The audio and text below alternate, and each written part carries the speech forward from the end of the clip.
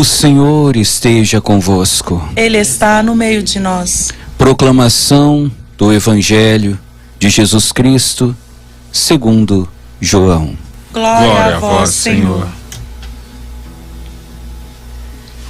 Naquele tempo, disse Jesus: em verdade vos digo, quem não entra no redil das ovelhas pela porta, mas sobe por outro lugar, é ladrão e assaltante. Quem entra pela porta é o pastor das ovelhas.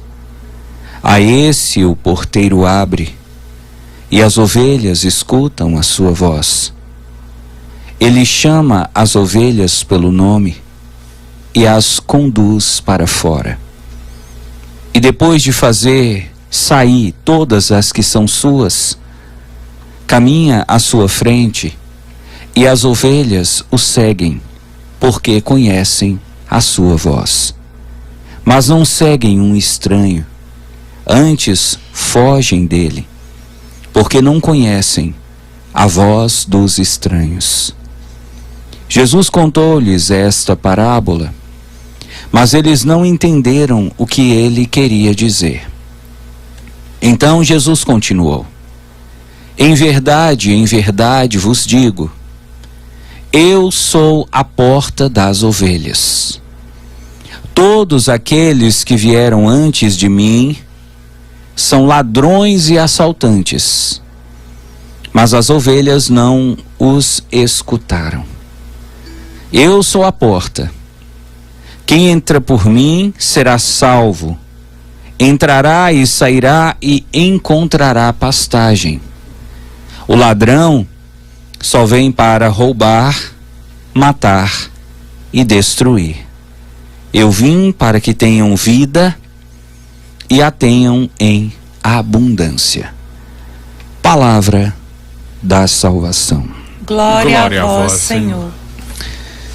Amados irmãos e irmãs, amados ouvintes e internautas, nesta segunda-feira da quarta semana da Páscoa, a igreja vem nos trazer uma continuação desse Evangelho de João.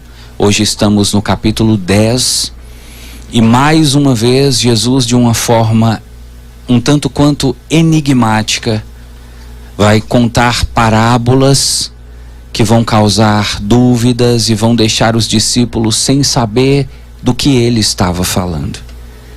Se os próprios discípulos de Jesus que andavam com ele, que olhavam para ele, que viam Jesus o dia inteiro, nesses momentos não conseguiam entender o que ele queria dizer, imagina nós, que depois de mais de 2000 anos estamos recebendo essas palavras em um contexto diferente, em uma realidade diferente, em um mundo diferente.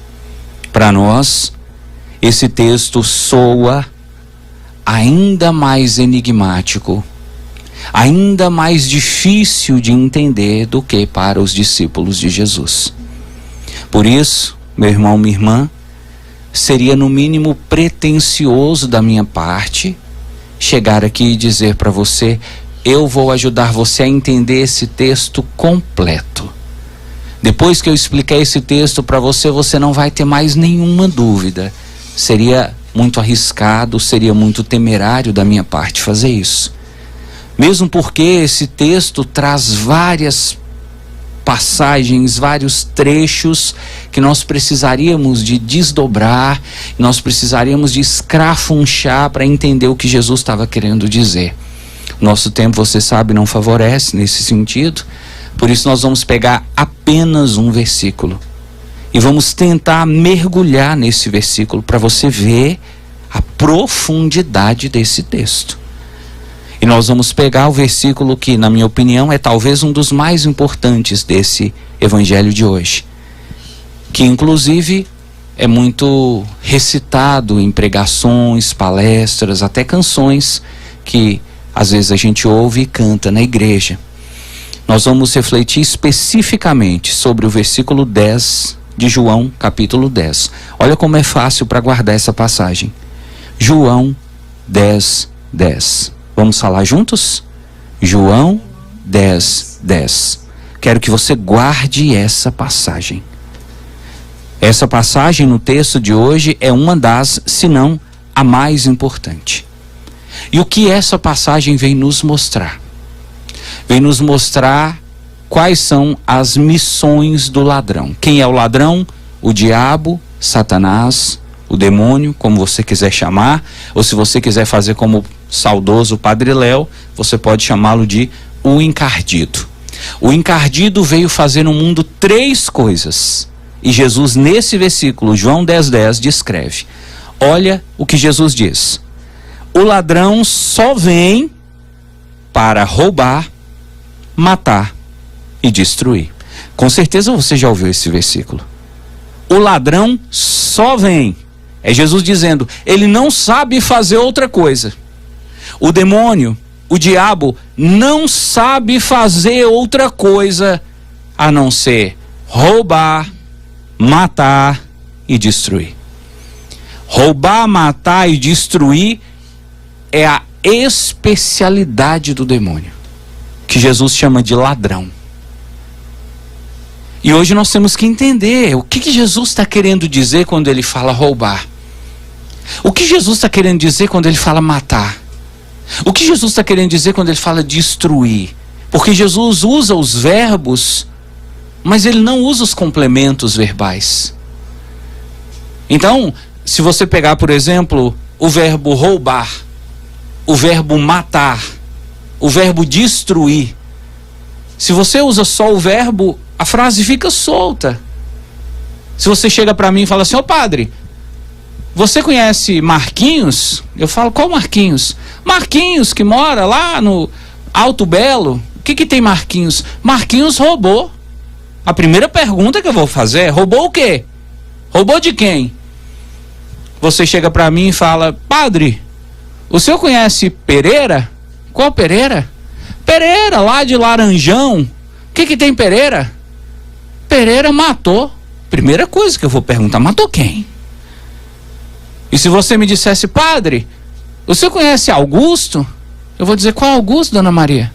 Augusto, moço, aquele que mora lá em Bocaiúva. O que tem Augusto, dona Maria? Augusto destruiu. Eu vou dizer, destruiu o quê? Você está percebendo que quando Jesus fala roubar, matar, destruir, a frase fica incompleta? Então cabe a nós tentar entender do que Jesus está falando. E aqui está uma dificuldade. E até um risco. Mas para isso, nós temos, graças a Deus, a ajuda de quem? O apóstolo Paulo. Que lá na primeira carta aos Coríntios, capítulo 13, vai dizer uma frase que vai nos ajudar a entender isso aqui. O apóstolo Paulo vai dizer assim, por ora, permanecem 3 coisas. A fé, a esperança e a caridade. O apóstolo Paulo, nessa primeira carta aos Coríntios, capítulo 13, está dizendo assim, ó, de todos os sentimentos que nós podemos experimentar, de todos os sentimentos que podem habitar no coração de um ser humano, existem 3 que são os mais importantes, os mais valiosos, os fundamentais. São os sentimentos que mais nos aproximam de Deus, são os sentimentos mais nobres que uma pessoa é capaz de ter. Quais são? Fé, esperança e caridade. Quais são, dona Maria, seu Zé? Fé, esperança e caridade. Então o apóstolo Paulo está dizendo que de tudo que existe em nós, tudo que existe na nossa vida, o mais importante são esses 3: fé, esperança e caridade. O apóstolo Paulo vai nos mostrar que a fé, a esperança e a caridade são como 3 tesouros que nós podemos carregar dentro de nós. E o ladrão, você já sabe, ele quer roubar o que você tem de mais valor. Ladrão não vai na lata do lixo catar o lixo que você jogou fora. Ladrão não vai no lixão buscar as coisas que você descartou. Ele vai naquilo que está guardado. Ele vai naquilo que é valioso, ele vai naquilo que é importante. E o que de mais importante nós trazemos em nós? A fé, a esperança e a caridade. E aí agora, volta no texto comigo, João 10:10. Nós podemos completar a frase de Jesus com o versículo de Paulo. Então diz assim, ó: o ladrão só vem para roubar o quê? A fé. Matar o quê? A esperança. Destruir o quê? O amor. Aí você consegue entender. E você consegue perceber, inclusive, por que o mundo está de pernas pro ar. Porque o ladrão, que é o inimigo de Deus, está conseguindo cada vez mais roubar a nossa fé, matar a nossa esperança e destruir o amor que existe em nós. Padre, agora vem Dona Maria, como é que o ladrão pode roubar a nossa fé? Nosso tempo já está acabando, não dá nem tempo de aprofundar muito, mas vou falar rapidamente assim, ó.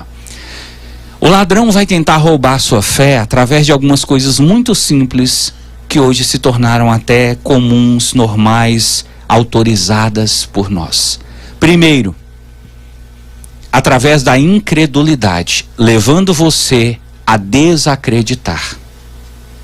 E é aí que a gente vê o crescimento do número de pessoas que não mais acreditam em Deus, não mais acreditam em Jesus, pessoas que se autodeclaram ateias, ou seja, eu não creio em Deus. A pessoa que não crê em Deus é uma pessoa cuja fé foi roubada. Essa pessoa não tem fé.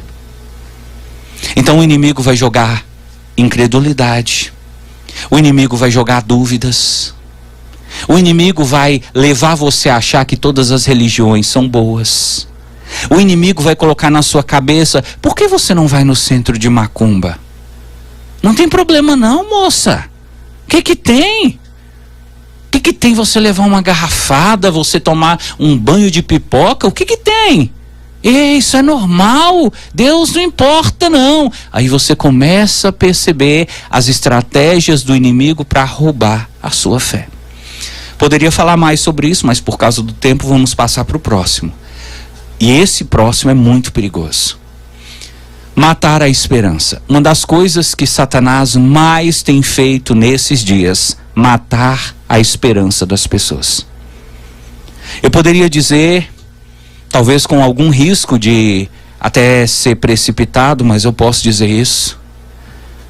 As pessoas que estão em depressão são pessoas cuja esperança morreu ou está morrendo. E aí você começa a perceber o grande número de pessoas deprimidas, o grande número de pessoas desesperadas, o grande número de pessoas ansiosas, de pessoas com síndrome do pânico. Por que as pessoas estão ficando assim? Porque o inimigo de Deus está conseguindo matar a esperança que existe na vida dessas pessoas. E quando a esperança morre, não resta mais nada a você senão o desespero. O que é o desespero? É a falta de esperança. Quando a esperança morre, você já perdeu a razão de viver. Dona Maria diz: a esperança é a última que morre. Mas veja, em quantas pessoas a esperança está morrendo? Quanto o inimigo está trabalhando em cima disso, de matar a sua esperança? E aí você se entope de remédio achando que vai resolver, mas o remédio não te devolve a esperança, ele só ameniza um pouco a sua dor. E o último, destruir o amor. Aqui nós vamos de novo a um dos versículos ditos por Jesus em Mateus capítulo 24. Jesus diz: no final dos tempos, o amor de muitas pessoas diminuirá. Eu estava ouvindo uma notícia hoje, que essa notícia veio, parece que coroar aquela história que a gente viu na semana passada do tio Paulo. Você deve estar por dentro, né, Dona Maria, né, seu Zé? Recebi hoje uma mensagem que me deixou mais assustado ainda. Um jovem em Salvador, Bahia, isso agora. Não estou falando de coisa que aconteceu mês passado, ano passado. Eu estou te falando de uma coisa que aconteceu nos últimos dias. Esse jovem matou a própria mãe, cortou a mão dela, arrancou a mão dela do corpo para levar no banco e usar a digital da mãe para sacar o dinheiro que estava no caixa eletrônico. O que é isso senão a destruição do amor? Você está vendo o que está acontecendo no mundo? Quando você olhar e ver que a fé está sendo roubada, a esperança está sendo assassinada e o amor está sendo destruído, entenda, é o inimigo de Deus agindo no meio de nós. Por isso você não pode deixar que isso aconteça na sua vida, que isso aconteça na sua casa, que isso aconteça na sua família. Busque sempre o Senhor Jesus, busque sempre cultivar a sua fé, busque sempre manter viva a sua esperança e busque sempre cultivar o amor, pois esses são os maiores tesouros que Deus nos entregou.